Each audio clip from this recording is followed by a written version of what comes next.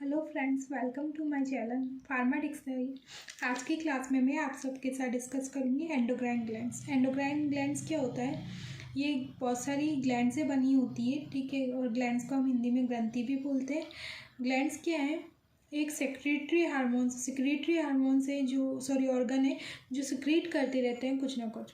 Glands हमारी पूरी body में प्रेजेंट होती है और ये क्या करती है? सिक्रीट करती है। जो चीज़ सिक्रीट करती है उसको हम केमिकल सब्सटेंस भी बोल सकते हैं। वो केमिकल सब्सटेंस कुछ भी हो सकता है, जैसे कि hormones, enzymes and juices.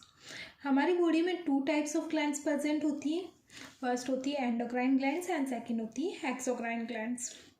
Endocrine glands की बात करें तो एंडोक्राइन ग्लैंड्स क्या होती है? डक्टलेस होती है और एक्सोक्राइन ग्लैंड्स यूज़ करती है डक्ट्स को, ठीक है। जैसे हम एग्जाम्पल के साथ समझ सकते हैं, जैसे एक टैप है, टैप से हमने टैप को ऑन किया तो वाटर के लिए हमने जो फ्लो हो रहा है उसके लिए एक में तो हमने ट्यूब फिक्स कर दी और एक में ट्यूब फिक्स नहीं की। तो जो ऐसे ही पानी फ्लो हो रहा है विदाउट ट्यूब, उसको वो क्या है? एंडोक्राइन ग्लैंड से। और जो ट्यूब के साथ फ्लो हो रहा है वो एक्सोक्राइन ग्लैंड से, ठीक है। ये अपने हार्मोन्स में, ये जो एंडोक्राइन ग्लैंड्स है वो हमारे अपनी बॉडी में हार्मोन्स डायरेक्टली ब्लड के अंदर छोड़ती है। एंडोक्राइन ग्लैंड क्या है? ये क्या करती है? हमारी बॉडी में हार्मोन छोड़ती है और इसका हम अनदर नेम बोल सकते हैं केमिकल मैसेंजर, ओके। जहाँ भी एक्शन परफॉर्म होना हो सो ये हार्मोन्स डायरेक्टली वहाँ टारगेट टिश्यू पर जाकर टारगेट करेंगे और उसके साथ बाइंड हो जाते हैं, जैसे सेल ग्रोथ मेटाबॉलिज्म को इन्फ्लुएंस करते हैं, ओके। फिर आती है यहाँ पे एंडोक्राइन ग्लैंड्स बता रखे मैंने। एंडोक्राइन ग्लैंड्स क्या करती है? जो हार्मोन्स है वो इनको, जो हार्मोन है इसको सेल को स्पेसिफिक स्टिमुलेट मिलता है, हार्मोन्स को ये रिलीज होते हैं, फिर टारगेट टिश्यू पर जाते हैं और बाइंड करते हैं कि स्पेसिफिक रिसेप्टर से, फिर वहाँ जाकर एक्शन परफॉर्म करते हैं अपना।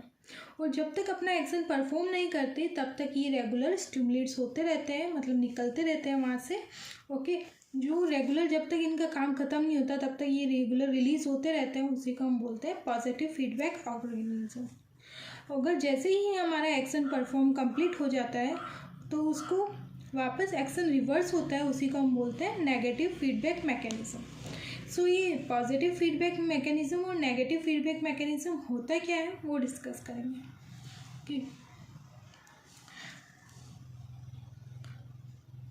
Positive feedback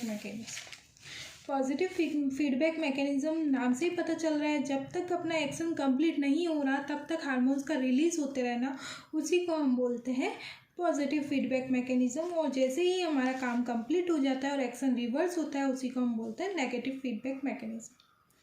so amplification of stimulates, जैसे कि हम जैसे ही टारगेट सेल है, ठीक है, टारगेट सेल स्टिमुलेट से निकलता है और जो स्टिमुलेट करता है हार्मोन्स के रिलीज को, तो स्टिमुलेट से हार्मोन्स का इंक्रीज हो जाता है ताकि टारगेट सेल पर जाकर एक्शन परफॉर्म कर सके। और जब तक पर्टिकुलर प्रोसेस कंप्लीट नहीं होता तब तक वो क्या करते हैं? हार्मोन्स रिलीज होते रहते हैं और टारगेट सेल पर जाकर एक्शन परफॉर्म करते हैं।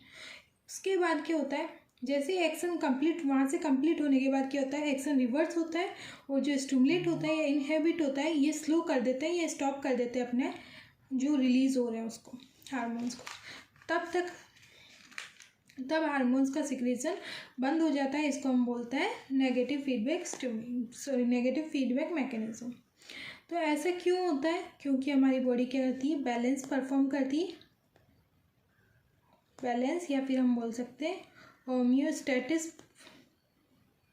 लेवल को इक्वल रखती है, मतलब परफॉर्म करती है, इक्वली रखती है ताकि हमारी बॉडी में मेंटेन रहे। इसलिए पॉजिटिव फीडबैक मैकेनिज्म और नेगेटिव फीडबैक मैकेनिज्म वर्क करते हैं। अब बात करेंगे एंडोक्राइन ग्लैंड्स की। तो एंडोक्राइन ग्लैंड्स होती है हमारी बॉडी में, जैसे फर्स्ट आती है पीनल ग्लैंड्स। पीनल ग्लैंड क्या होती है? ये बहुत ही छोटी होती है साइज़ में और ये हमारे जो थर्ड वर्टिब्रल है ब्रेन के अंदर उसके जस्ट रूफ में प्रेजेंट होती है। फिर आता है सेकंड पिट्यूटरी ग्लैंड। ये इंपॉर्टेंट ग्लैंड होती है और इसको हम क्या बोलते हैं? मास्टर ग्लैंड भी बोलते हैं, मास्टर ग्लैंड्स भी बोलते हैं। और ये क्या होता है? हमारे बेस पर प्रेजेंट होती है। इसके 2 लोब्स होते हैं, एक तो होता है एंटीरियर और सेकंड होता है पोस्टीरियर। इनके बीच में क्या होता है? इंटरमीडिएट भी प्रेजेंट होता है जो ये एंटीरियर इनके बीच में ये इंटरमीडिएट प्रेजेंट होता है, इसको मास्टर ग्लैंड्स क्यों बोलते हैं? क्योंकि ये क्या होती है, जो अदर ग्लैंड से अदर ग्लैंड्स के ये एक्शन को भी या एक्टिविटी को भी कंट्रोल करती है। फिर आती है थायराइड ग्लैंड, ठीक है, या फिर पैराथायराइड। ये हमारे जस्ट नेक रीजन के फेरिंग्स के सामने पाया जाता है। नेक्स्ट आती है थाइमस ग्लैंड। थाइमस ग्लैंड्स क्या होती है, जो मीडियस ये स्ट्रेनम है अपना, वहाँ पे क्या होता है, अपना एक रीजन्स होता है जहाँ अपना हार्ट प्रेजेंट होता है, उसके जस्ट बैक साइड में हमारे क्या होता है, थाइमस ग्लैंड्स प्रेजेंट होता है।